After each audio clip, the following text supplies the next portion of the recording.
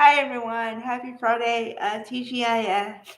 Alright, so I wasn't able to find the video where the motion to suppress stuff, but I did find a shorter video by Court TV about not interrogation, the first interview they ever did with Kouri Richins after the unaliving, and they said she was too cheery and outgoing when they were asking the questions. Now, I find that suspect, but then again, I found this whole thing a little suspect because of the timing of it. Okay, now I'm going to give you a little history lesson here. Um, okay, so this woman in Utah, Kouri Richins, was married to Eric Richins and they had two children. So you would assume a picture perfect life, what could be wrong, right? However, um, she had a business and apparently it was going down. So she needed money. And she just so happened to get another life insurance policy on her husband. Now, before this, a little bit, she had attempted to unalive him before on Valentine's Day with the same kind of drug, fentanyl, but apparently, allegedly, the dosage was too small, and so she asked a friend or something, I need more.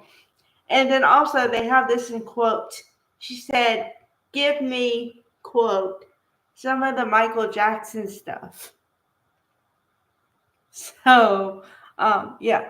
Okay. Now, also, you have to realize that he kind of suspected that she might try this. And so he had warned his family members, you know, if anything happens to me, it's probably her. And so, and then also, in conjunction with that, he had changed the life policy beneficiary to his sister. All that is suspect. Okay. Okay. There's a little bit more that leads me to believe that she was involved. Because I talked about timing. Okay. She just so happened to write a grief book, How to Handle Grief, geared toward children right after his unaliving. Now, most people would say, well, okay. But when you put everything together, it's when you start to think, oh, there might be something to this. Um, yeah, just everything. And then also, her charges are obviously the unaliving, but also possession of a controlled substance and possession of a controlled substance with intention to distribute. Those are the charges against her.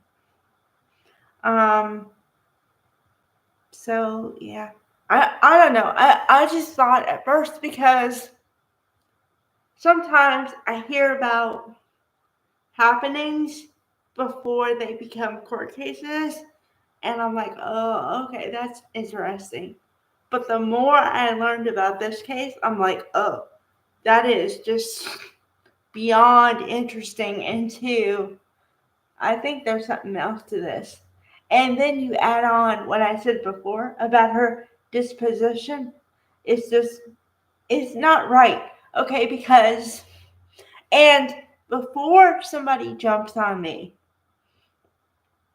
I know that a lot of people grieve in different ways. I'm aware of this. I do think there is a basic, I don't know, telling of something's wrong here because I don't care how you are unless you have somebody, a spouse, significant other, whatever, with some kind of illness where it's already terminal, and then for them to pass away would be, a relief from the pain. That might be the only difference. But otherwise, I would think that most people would be somewhere along the lines of distraught to sad to distraught to something in that arena.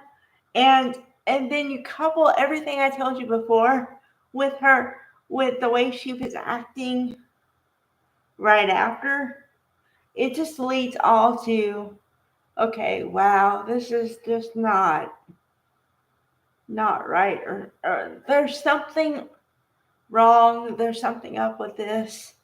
I still am in that camp, because unless you point me to some evidence that shows something completely different than what I've already seen and heard, um, yeah, I don't know. And then also the letter. Oh, there was also a letter she wrote. Um, this has already come out. She called it the "Make sure you walk the dog letter," and in it says some stuff that's not just that. Okay, that's a cover for her giving information to other people about what to do next or whatever. And it just, all of it is just okay. So, yeah. Um, so in a way, the motion to suppress doesn't surprise me, but I don't think it's looking very good for her. Unless she's got a dynamite attorney and the state just like really messes up beyond belief. Those are my thoughts. All right.